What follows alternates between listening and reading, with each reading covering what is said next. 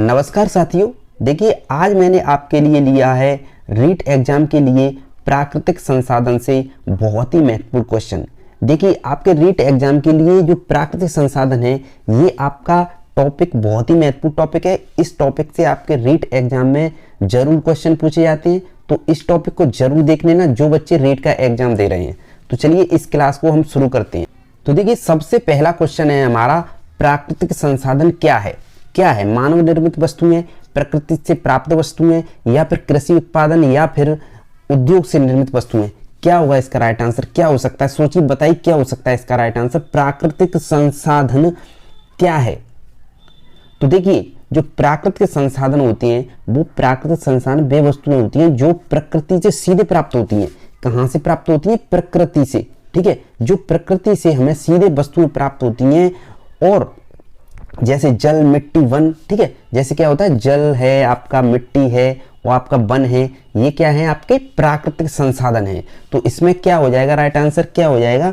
ये आपका प्रकृति से प्राप्त वस्तुएं आपका राइट आंसर हो जाएगा। ठीक है, प्रकृति से प्राप्त वस्तुएं, बी आंसर सही हो जाएगा। अगला क्वेश्चन देखते हैं। अगला देखिए, निम्नलिखित में से कौन सा अच्छा संसाधन है? अच्छा संसाधन क्या है? बताइए क्या हो सकता है? कोयला है, या पेट्रोलियम है, बायो है, प्राकृतिक गैस है? जो अच्छा संसाधन है वो क्या है? बताइए क्या हो सकता है? सोचिए क्या हो सकता है इसका राइट आंसर। देखिए कोयला तो है नहीं। ठीक है, पेट्रोलियम, देखिए अच्छा संसाधन पेट्रोलियम भी नहीं है। ठीक है, वायु आपका अच्छा संसाधन है। ठीक है, क्योंकि देखिए जो कोयला, पेट्रोलियम और प्राकृतिक गैस ये आपका अच्छा संसाधन नहीं होंगे, ये आपका ईंधन है। ठीक है, तो इसका राइट आंसर आपका वायु हो जाएगा। सी आंसर सही हो जाएगा। अच्छा संसाधन आपका वायु होता है। अगला क्वेश्चन देखते हैं। अगला देखिए, खनिज तेल, पेट्रोलियम का प्रमुख उत्पादन कौन सा है? खनिज तेल, पेट्रोलियम का प्रमुख उत्पादन कौन सा है? कोयला, प्राकृतिक गैस, पेट्रोल, जल, क्या है? बताइए क्या हो सकता है इसका राइट आंसर? क्या हो सकता है? सोचिए क्या हो सकता है। देखिए जो कोयला है वो आपका खनिज तेल का प्रमुख उत्पादन नहीं है। ठीक है, प्राकृतिक गैस भी नहीं है। तो देखिए खनिज तेल का जो प्रमुख उत्पादन है वो आपका पेट्रोल है। ध्यान रखना है इस बात को, पेट्रोल आपका खनिज तेल का प्रमुख उत्पादन है। ठीक है, तो राइट आंसर आपका पेट्रोल हो जाएगा। अगला क्वेश्चन देखते हैं। अगला देखिए, कौन सा संसाधन जैविक बायोटिक संसाधन का उदाहरण है? ठीक है, कौन सा संसाधन जैविक बायोटिक संसाधन का उदाहरण है? तो क्या है? खनिज है, या वन्य जीव है, सूर्य है, वायु है? क्या हो सकता है इसका राइट आंसर? बताइए। जैविक बायोटिक क्या होगा इसका राइट आंसर? सोचिए क्या हो सकता है। देखिए जैविक संसाधन जीवित चीजों से संबंधित होते हैं, जीवित चीजों से संबंधित। ठीक है, जैसे वन्य जीव, वनस्पति। ठीक है, वन्य जीव होता है आपका, वन्य जीव होता है, और आपका वनस्पति होता है। ठीक है, वनस्पति होता है। तो ये आपका क्या है? ये आपका जैविक संसाधन जीवित चीजों से संबंधित होते हैं, तो ये आपकी जीवित चीजें। ठीक है, तो ये हो जाएगा आपका बायोटिक संसाधन का उदाहरण क्या है? आपका वन्य जीव है। ठीक है, वन्य जीव। ठीक, खनिज नहीं है, ये नहीं है, सूर्य भी वायु नहीं है, ये इसमें जीव कहाँ होता है? तो वन्य जीव बायोटिक संसाधन का उदाहरण है। तो बी आंसर सही हो जाएगा। अगला क्वेश्चन देखते हैं। अगला देखिए, अगला है, निम्नलिखित में से कौन सा खनिज धातु है? कोयला है, चूना है, पत्थर है, या सोना, मिट्टी? जो निम्नलिखित में से कौन सा खनिज धातु है? इसमें कौन सा खनिज धातु है? बताइए क्या हो सकता है इसका राइट आंसर? क्या हो सकता है? सोचिए क्या हो सकता है? खनिज धातु तो आप जानते होंगे, कोयला धातु है नहीं, चूना पत्थर धातु है नहीं। ठीक है, मिट्टी धातु है नहीं, सोना होता है धातु। ठीक है, सोना एक धातु खनिज है जिसका उपयोग आभूषण बनाने में किया जाता है। ध्यान रखना, आभूषण बनाने में किया जाता है, तो इसका राइट आंसर सोना हो जाएगा। अगला क्वेश्चन देखते हैं। अगला है हमारा, अगला देखिए, अगला है, जल का प्रमुख स्रोत कौन सा है? नहर, कुआं, वर्षा, नदी? जो जल है उसका प्रमुख स्रोत कौन सा है? बताइए क्या हो सकता है? जो देखिए जल का जो प्रमुख स्रोत है वो नहर नहीं होगा, ना कुआं होगा, देखिए ना नदी होगा। जो जल का प्रमुख स्रोत है ना वो आपकी वर्षा है। वर्षा नहीं होगी तो कैसे भी कहीं ना नहर में आएगा पानी, ना कुआं में आएगा, ना कहीं पर भी नहीं आएगा। तो जल का जो प्रमुख स्रोत है वो वर्षा है। वर्षा मेन चीज है, वर्षा। ठीक है, तो वर्षा हो जाएगा। अगला क्वेश्चन देखते हैं। भूजल स्तर में गिरावट का मुख्य कारण क्या है? जो अपनी पृथ्वी का मतलब अपने जो पृथ्वी का भूस्थल गिर रहा है, मतलब नीचे चलता जा रहा है, नीचे गिरावट आ रही है, अंदर ही पानी चलता जा रहा है। ठीक है, गहराई बढ़ती जा रही है, तो इसका क्या कारण है? वृक्षारोपण है, अंधाधुंध जल दोहन है, या सौर ऊर्जा का उपयोग है, या फिर आपका क्या है, प्रदूषण है? क्या है इसका कारण? किसके द्वारा आपका जल जो है वो नीचे ही चलता जा रहा है, अंदर, मतलब गहराई बढ़ती जा रही है जल की, ठीक है। तो इसका राइट आंसर क्या हो जाएगा? वृक्षारोपण। इससे तो कोई फर्क नहीं है, अंधाधुंध जल दोहन, ये आपका राइट आंसर है, क्योंकि अंधाधुंध हम जल का दोहन कर रहे हैं, ठीक है। अंधाधुंध जल का दोहन हो रहा है, अधिक जल दोहन के कारण भूजल स्तर गिरावट आ रही है, ठीक है। आप देख रहे होंगे जगह जगह अब हर घर में टंकी लग रही है, बहुत पानी बर्बाद हो रहा है, ठीक है। तो इससे बहुत ज़्यादा जल बर्बाद हो रहा है, और अब लोग रोजाना नहाते हैं, और देखिए हर चीज़ में जल बर्बाद हो रहा है, हर चीज़ में, ठीक है। जहाँ पर 1 बाल्टी खर्च होती थी वहाँ पर अब कम से कम 10 बाल्टी खर्च हो रही हैं, 10, ठीक है, 10 बाल्टी। तो इसलिए जल का दोहन ज़्यादा हो रहा है। तो इसका राइट आंसर अंधाधुंध जल दोहन हो जाएगा। अगला क्वेश्चन देखते हैं। अगला देखिए, कौन सा ऊर्जा स्रोत गैर परंपरागत, ठीक है, नॉन कॉन्वेंशनल है? क्या है? कोयला, पेट्रोलियम, सौर ऊर्जा, प्राकृतिक गैस। कौन सा ऊर्जा स्रोत गैर परंपरागत है? बताइए क्या हो सकता है इसका राइट आंसर? कौन सा ऊर्जा स्रोत गैर परंपरागत है? तो देखिए, जो आपका सौर ऊर्जा और पवन ऊर्जा और बायोगैस ऊर्जा गैर परंपरागत ऊर्जा है, ठीक है। आपकी सौर ऊर्जा होती है, ध्यान रखना, सौर ऊर्जा होती है सौर ऊर्जा, और आपकी पवन ऊर्जा होती है पवन ऊर्जा, और आपकी बायोगैस होती है बायोगैस, ठीक है। ये आपकी गैर परंपरागत ऊर्जा है। तो इसका राइट आंसर क्या हो जाएगा? सौर ऊर्जा हो जाएगा, क्योंकि इसमें सौर ऊर्जा दी हुई है, ठीक है। कोयला नहीं होगा, पेट्रोल नहीं होगा, प्राकृतिक गैस नहीं होगा। तो राइट आंसर सी के साथ चला जाएगा। अगला क्वेश्चन देखते हैं। अगला देखिए, जैविक विविधता का संरक्षण क्यों आवश्यक है? जैविक विविधता का संरक्षण क्यों आवश्यक है? पर्यटन को बढ़ावा देने के लिए, जलवायु संतुलन बनाए रखने के लिए, या फिर आर्थिक लाभ के लिए, या फिर राजस्व प्राप्त करने के लिए? जो जैविक विविधता होती है, बायोडाइवर्सिटी होती है, वो इसका मतलब संरक्षण क्यों आवश्यक है? क्या हो सकता है इसका राइट आंसर? क्या है? सोचिए क्या हो सकता है? पर्यटन को बढ़ावा देने के लिए? ये तो बिल्कुल नहीं होगा, ध्यान रखना इस बात को। पर्यटन को बढ़ावा देने के लिए जैव विविधता नहीं है, ठीक है। जलवायु संतुलन बनाए रखने के लिए, जलवायु संतुलन, जैव विविधता, जो बायोडाइवर्सिटी का संरक्षण मतलब इसलिए आवश्यक है क्योंकि हम जलवायु संतुलन को बनाए रखें, ठीक है। आर्थिक लाभ के लिए नहीं होगा, ठीक है, आर्थिक लाभ के लिए भी नहीं होगा, ना राजस्व प्राप्त करने के लिए होगा। तो इसका राइट आंसर बी के साथ चला जाएगा, क्योंकि जलवायु संतुलन बनाए रखने के लिए जैव विविधता का संरक्षण बहुत ही ज्यादा आवश्यक है। बी आंसर सही हो जाएगा। अगला क्वेश्चन देखते हैं। अगला देखिए, प्राकृतिक संसाधनों के अत्यधिक उपयोग का प्रभाव क्यों हो सकता है? संसाधनों की वृद्धि के लिए, पर्यावरणीय संतुलन के लिए, अर्थात अर्थव्यवस्था में वृद्धि के लिए, या फिर जलवायु परिवर्तन का समाप्ति के लिए? जो हमारा प्राकृतिक संसाधनों के अत्यधिक उपयोग का प्रभाव क्या हो सकता है? प्राकृतिक संसाधनों का हम अत्यधिक उपयोग कर रहे हैं, इसका मुख्य प्रभाव क्या हो सकता है? बताइए क्या हो सकता है? क्या हो सकता है? सोचिए क्या हो सकता है इसका राइट आंसर? तो देखिए, संसाधनों की वृद्धि, ये तो नहीं होगा। इससे क्या मतलब? पर्यावरणीय असंतुलन, अर्थव्यवस्था में वृद्धि, ये भी नहीं होगा। जलवायु परिवर्तन का समाप्ति, ये भी नहीं होगा। तो देखिए, ये सही पॉइंट होता है इसका, पर्यावरणीय असंतुलन। जो अत्यधिक दोहन से पर्यावरण असंतुलन और जलवायु परिवर्तन हो सकता है, ठीक है। अत्यधिक हम दोहन कर रहे हैं हर चीज का, तो इससे पर्यावरणीय असंतुलन हो रहा है, जलवायु परिवर्तन हो सकता है। तो पर्यावरणीय असंतुलन मेन चीज होती है, पर्यावरणीय असंतुलन। इसके कारण प्राकृतिक संसाधनों अत्यधिक उपयोग का प्रभाव हो सकता है। तो राइट आंसर बी के साथ चला जाएगा। अगला क्वेश्चन देखते हैं। अगला देखिए, अगला है, भारत में सबसे बड़ा वन क्षेत्र किस राज्य में है? उत्तर प्रदेश, मध्य प्रदेश, असम, कर्नाटक। जो भारत में सबसे बड़ा वन क्षेत्र है ना, वो कहां पर है? क्या हो सकता है इसका राइट आंसर? बताइए क्या हो सकता है? तो देखिए, इसका राइट आंसर आपका हो जाएगा मध्य प्रदेश। मध्य प्रदेश क्यों हो जाएगा? क्योंकि मध्य प्रदेश में सबसे अधिक वन पाए जाते हैं। कहां पाए जाते हैं? मध्य प्रदेश में सबसे अधिक वन पाए जाते हैं। तो राइट आंसर बी के साथ चला जाएगा। अगला क्वेश्चन देखते हैं। जल का पुनर्चक्रण वाटर साइकिल किस प्रक्रिया द्वारा होता है? जल का पुनर्चक्रण, तो वाष्पीकरण, संघनन, वर्षा, ऊष्मा, प्रकाश ऊर्जा, जमाव, गलन, ठोसकरण, या फिर नमी, वायु, मिट्टी। जल का पुनर्चक्रण, बताइए क्या हो सकता है इसका राइट आंसर? क्या हो सकता है? बताइए क्या हो सकता है? सोचिए क्या हो सकता है इसका राइट आंसर? तो देखिए, जल पुनर्चक्रण के 3 मुख्य चरण हैं।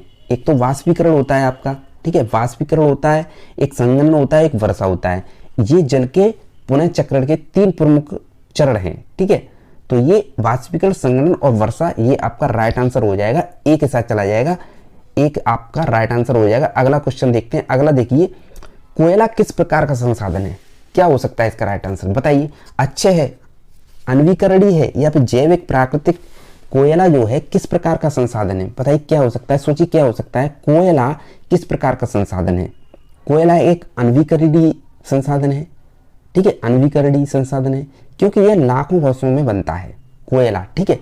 कोयला जो है वो एक अनवीकरणीय, ठीक है, संसाधन है, क्योंकि ये लाखों वर्षों, ठीक है, लाखों वर्षों बाद बनता है। तो राइट आंसर क्या हो जाएगा आपका? राइट आंसर अनवीकरणीय हो जाएगा। कोयला किस प्रकार का संसाधन है? अनवीकरणीय है, ठीक है। तो राइट आंसर बी के साथ चला जाएगा। अगला क्वेश्चन देखते हैं, कौन सा खनिज स्टील बनाने में प्रयुक्त होता है? जो स्टील बनती है उसमें कौन सा खनिज प्रयुक्त होता है? तांबा होता है क्या? बॉक्साइट, लौह अयस्क, चूना पत्थर? बताइए स्टील बनाने में कौन सा लौह अयस्क प्रयुक्त होता है? तो देखिए लौह अयस्क से स्टील बनाया जाता है, ये आप ध्यान रखना, ठीक है। कौन सा खनिज पूछ रहा है, कौन सा खनिज मतलब प्रयुक्त होता है? तो देखिए आपका लौह अयस्क होता है ना, लौह अयस्क, इससे आपका स्टील बनाया जाता है, ध्यान रखना इस बात को, स्टील, ठीक है। तो ये पूछ रहा है कौन सा खनिज स्टील बनाने में होता है, तो लौह अयस्क होता है, ठीक है, लौह अयस्क। सी आंसर आपका सही हो जाएगा। अगला क्वेश्चन देखते हैं, साइलेंट वैली किस राज्य में स्थित है? तमिलनाडु में है, केरल में है, महाराष्ट्र में, पश्चिम बंगाल में? जो साइलेंट वैली है वो किस राज्य में स्थित है? बताइए क्या हो सकता है, सोचिए क्या हो सकता है, क्या हो सकता है? साइलेंट वैली केरल में स्थित है, ध्यान रखना है इस बात को, ठीक है, केरल में स्थित है, और ये जैव विविधता के लिए प्रसिद्ध है। किसके लिए प्रसिद्ध है? ये जैव विविधता के लिए, ठीक है। जो आपका साइलेंट वैली है वो जैव विविधता के लिए प्रसिद्ध है, तो ये आपका केरल में पड़ता है। बी आंसर सही हो जाएगा इसका राइट आंसर। अगला क्वेश्चन देखते हैं। अगला देखिए, पर्यावरणीय संरक्षण अधिनियम EPA किस वर्ष लागू किया गया? 1980 में, 1986 में, 1991 में, या फिर 2000 में? जो पर्यावरण संरक्षण अधिनियम EPA है ये किस वर्ष लागू किया गया? बताइए क्या हो सकता है, सोचिए क्या हो सकता है इसका राइट आंसर, क्या हो सकता है? तो देखिए आपका जो EPA है वो 1986 में आपका लागू किया गया था, जिसका उद्देश्य था पर्यावरण की रक्षा करना। क्या उद्देश्य था इसका? पर्यावरण की रक्षा करना, इसका मुख्य उद्देश्य था EPA का। तो राइट आंसर आपका क्या हो जाएगा इसका? 1986 हो जाएगा, इसको ध्यान रखना। बी आंसर आपका सही हो जाएगा, ठीक है। अगला क्वेश्चन देखते हैं। अगला देखिए, ग्रीन हाउस गैसों का मुख्य उदाहरण क्या है? Oxide, carbon dioxide, nitrogen, hydrogen? जो ग्रीन हाउस गैसें हैं उसका मुख्य उदाहरण क्या है? क्या हो सकता है इसका राइट आंसर? सोचिए क्या हो सकता है, बताइए कमेंट में बताइए क्या हो सकता है इसका राइट आंसर। ग्रीन हाउस गैसों का मुख्य उदाहरण क्या है? तो देखिए इसका जो कार्बन डाइऑक्साइड होती है ना, और मीथेन और नाइट्रस ऑक्साइड ग्रीन हाउस गैसें हैं, ध्यान रखना। जो ग्रीन हाउस गैसें हैं ना, ऑक्सीजन ग्रीन हाउस गैस नहीं है, ध्यान रखना इस बात को। और आपकी जो नाइट्रोजन है ना, नाइट्रोजन ये भी आपकी ग्रीन हाउस गैस नहीं है, ठीक है ना।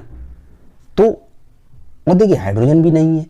तो आपकी जो ध्यान रखना, जो कार्बन डाइऑक्साइड है ये आपकी ग्रीन हाउस गैस है। तो इसमें मुख्य उदाहरण पूछ रहा है ग्रीन हाउस गैस कौन सा है? तो कार्बन डाइऑक्साइड आपकी, ये आपका राइट आंसर हो जाएगा बी। और देखिए ग्रीन हाउस गैस आपकी मीथेन होती है, ध्यान रखना इसका, मीथेन होती है, नाइट्रस होती है, ठीक है। कौन सी होती है? नाइट्रस होती है, नाइट्रस, इसको भी ध्यान रखना। और देखिए आपकी नाइट्रस ऑक्साइड, ठीक है, ये होती है आपकी। तो इसका राइट आंसर क्या हो जाएगा आपका? बी आंसर सही हो जाएगा। अगला क्वेश्चन देखते हैं। अगला देखिए, बायोमास ऊर्जा किससे उत्पन्न होती है? सूर्य से होती है, पौधों और पशुओं के अवशेष से होती है, या पानी से होती है, कोयला से होती है? बायोमास ऊर्जा किससे उत्पन्न होती है? बताइए क्या हो सकता है इसका राइट आंसर। बायोमास ऊर्जा क्या हो सकता है? तो देखिए बायोमास ऊर्जा है ये किससे उत्पन्न होती है? सूर्य से होती है? सूर्य से तो नहीं होगी, ना पानी से होगी, ध्यान रखना, ना कोयला से होगी।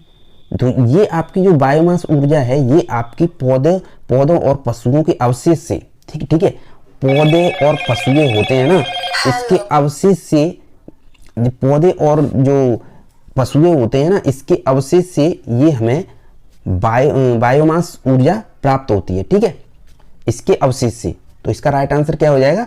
इसका राइट आंसर बी आंसर सही हो जाएगा। अगला क्वेश्चन देखते हैं। अगला देखिए, कौन सा संगठन वन्य जीव संरक्षण में सक्रिय है? WHO, यूनेस्को, या फिर WWF, या IMF, बताइए क्या है, कौन सा संगठन वन्यजीव संरक्षण में सक्रिय है, क्या हो सकता है इसका राइट आंसर। तो देखिए जो WWF है, WWF ये आपका वर्ल्ड वाइड फंड और नेचर, ठीक है, world wide fund of nature, ठीक है, इसको ध्यान रखना, world wide fund of nature वन्यजीव संरक्षण में सक्रिय है WWF। तो ये पूछ रहा है कौन सा संगठन वन्यजीव संरक्षण में सक्रिय है, तो WWF आपका राइट आंसर हो जाएगा, सी के साथ चला जाएगा। अगला क्वेश्चन देखते हैं। अगला देखिए, सतत विकास का क्या अर्थ है, अधिकतम उपयोग, संतुलन उपयोग, संसाधनों का उपयोग, आर्थिक वृद्धि। सतत विकास का क्या अर्थ है बताइए। तो देखिए सतत विकास का अर्थ है जो वो आपका संतुलन उपयोग है, संतुलित उपयोग। क्यों है, क्योंकि सतत विकास का अर्थ प्राकृतिक संसाधनों का संतुलित और दीर्घकालिक उपयोग ही आपका सतत विकास का सही अर्थ है, ठीक है। अधिकतम उपयोग नहीं होगा, गलत होगा। संतुलित उपयोग ये आपका राइट आंसर हो जाएगा। संसाधनों का दोहन भी नहीं कर सकते, आर्थिक वृद्धि भी नहीं कर सकते, तो राइट आंसर बी के साथ चला जाएगा। अगला क्वेश्चन देखते हैं, चिपको आंदोलन किससे संबंधित है, जल संरक्षण, वनों की कटाई, खनिज संरक्षण, भूमि सुधार। जो चिपको आंदोलन है ना, चिपको आंदोलन ये किससे संबंधित है बताइए क्या हो सकता है। तो देखिए ये चिपको आंदोलन था ना, चिपको आंदोलन वो 1970 में, ध्यान रखना है इसको, 1970 के दशक में उत्तराखंड में वनों की कटाई के विरुद्ध हुआ था। कहाँ हुआ था, उत्तराखंड में, ठीक है, उत्तराखंड में हुआ था, ध्यान रखना है इसको, उत्तराखंड में हुआ था। तो ये वनों की कटाई के लिए चलाया गया था, तो राइट आंसर बी के साथ चला जाएगा। अगला क्वेश्चन देखते हैं। अगला देखिए, ब्लू प्लेनेट किसे कहा जाता है, मंगल, पृथ्वी, बृहस्पति, शनि। जो ब्लू प्लेनेट्स जो है ना, इस किस ग्रह को कहा जाता है बताइए क्या हो सकता है, इसका राइट आंसर क्या हो सकता है। तो देखिए ब्लू प्लेनेट जो है वो हमारी पृथ्वी को ही कहा जाता है, ध्यान रखना है इसको। क्यों कहा जाता है, क्योंकि पृथ्वी को ब्लू प्लेनेट कहा जाता है क्योंकि इसकी सतह का बड़ा भाग जल से ढका हुआ है, ठीक है, पृथ्वी ही है, इसका जो भाग है ना बड़ा, वो जल से ढका हुआ है, ध्यान रखना, इसलिए इसको हम ब्लू प्लेनेट्स कहते हैं। तो राइट आंसर बी के साथ चला जाएगा। अगला क्वेश्चन देखते हैं। अगला देखिए, कौन सी तकनीक जल संरक्षण के लिए उपयुक्त है, वाटर हार्वेस्टिंग या भूमि दोहन या फिर जलवायु परिवर्तन या शहरीकरण। कौन सी तकनीकी जल संरक्षण के लिए उपयुक्त है, क्या होगा इसका राइट आंसर बताइए क्या हो सकता है इसका राइट आंसर। कौन सी तकनीकी जल संरक्षण के लिए उपयुक्त है। तो देखिए जो आपकी वाटर हार्वेस्टिंग है ना, वर्षा जल को संरक्षित करने के लिए तकनीकी है ये। जो आपकी वाटर हार्वेस्टिंग है ना, ये आपकी वर्षा जल को संरक्षित करने की तकनीकी है। तो इसका राइट आंसर क्या हो जाएगा, वाटर हार्वेस्टिंग हो जाएगा, ठीक है। तो इसका राइट आंसर वाटर हार्वेस्टिंग हो जाएगा, राइट आंसर ए के साथ चला जाएगा। अगला क्वेश्चन देखते हैं। अगला देखिए, अगला है अंतर्राष्ट्रीय पृथ्वी दिवस कब मनाया जाता है, 22 अप्रैल, 5 जून, 2 अक्टूबर, 22 मार्च। जो अंतर्राष्ट्रीय पृथ्वी दिवस है जो कब मनाया जाता है बताइए क्या हो सकता है, सोचिए क्या हो सकता है इसका राइट आंसर। तो देखिए अंतर्राष्ट्रीय पृथ्वी दिवस जो है वो आपका मनाया जाता है 22 अप्रैल को पृथ्वी दिवस के रूप में मनाया जाता है। इसको ध्यान रखना, बहुत ही महत्वपूर्ण क्वेश्चन है ये, आपका ए आंसर के ए के साथ चला जाएगा। जो पृथ्वी दिवस है ना हमारा, वो 22 अप्रैल को मनाया जाता है अंतर्राष्ट्रीय, ठीक है, अंतर्राष्ट्रीय पृथ्वी दिवस, तो 22 अप्रैल हो जाएगा। और ये बहुत ही इंपॉर्टेंट क्वेश्चन है, इसको ध्यान रखना, कई बार रीट के एग्जाम में पूछा गया है। तो अगला क्वेश्चन देखते हैं। अगला और लास्ट क्वेश्चन है, ओजोन परत का कार्य क्या होता है, ऑक्सीजन उत्पन्न करना होता है क्या, वायुमंडल को गर्म करना होता है क्या, सूर्य की पराबैंगनी किरणों से रक्षा करना होता है, या फिर कार्बन डाइऑक्साइड को अवशेषित करना होता है। तो ये आप जानते होंगे, आप सभी जानते होंगे, ओजोन परत है ना जो, वो हमारी पृथ्वी जो सूर्य से जो अल्ट्रावायलेट किरणें होती हैं जो हमारे शरीर के लिए बहुत ही खतरनाक होती हैं, ठीक है, यूवी किरणें जिसे हम अल्ट्रावायलेट बोलते हैं। तो ये ओजोन परत हमें सूर्य से हानिकारक किरणें जो हमें बचाती हैं वो ओजोन परत होती है, ठीक है। तो सूर्य की पराबैंगनी किरणें होती है ना, ये इनसे हमारी रक्षा करती है ओजोन परत। तो ध्यान रखना, ओजोन परत का कार्य क्या है, सूर्य की पराबैंगनी किरणों से हमारी रक्षा करना। तो राइट आंसर सी के साथ चला जाएगा, ठीक है। तो ये हमारे क्वेश्चन थे आज के, बहुत ही महत्वपूर्ण क्वेश्चन। और जो बच्चे रीट का एग्जाम दे रहे हैं ना, रीट का एग्जाम 2025 का, वो इस क्लास को जरूर देख लेना, क्योंकि आपकी ये क्लास वेरी इंपॉर्टेंट होने वाली है। इससे आपके रीट एग्जाम में जरूर क्वेश्चन पूछे जाएंगे। जो बच्चे नए हैं वो चैनल को सब्सक्राइब जरूर कर लेना, क्योंकि यहाँ पर आपकी रीट की तैयारी चल रही है। जब तक आपका रीट का एग्जाम नहीं होगा, यहाँ पर रोजाना आपकी वीडियो आ रही है, बहुत ही महत्वपूर्ण वीडियो आ रही है। और अब मिलते हैं हम कल की क्लास में इसी टाइम पर, कल। तब तक के लिए जय हिंद।